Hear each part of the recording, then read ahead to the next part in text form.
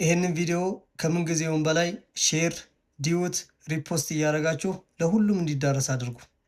ስለነዚህ ሰዎች እነግራችኋለሁ።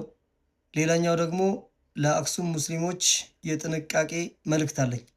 እነዚህ ሰዎች ስታዩቸው የህግ አካል፣ ህግ አስፈጻሚ፣ ለማህበረሰቡ የቆሙ ይመስላሉ።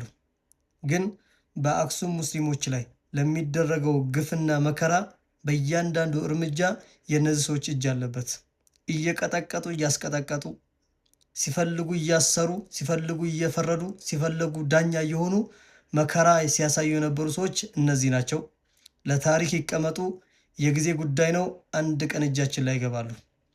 ሌላኛው ደግሞ የአክሱም ሙስሊሞች ከነገ ቀን ጀምሮ ቤታችሁ ሊዘረፍ የታቀደ እቅድ አለ። እያንዳንዳችሁ ጥንቃቄ አድርጉ። ለምታደርጉት እርምጃ አካሄዳችሁን ሁሉን ነገር አሳምሩ። ቦዘኔዎች ከነዚህ ሰዎች መልእክት ተቀብለው ሊፈጽሙት ያሰቡት ተግባር አለ። ጥንቃቄ አድርጉ ነው። ይህን ቪዲዮ አዳርሱ።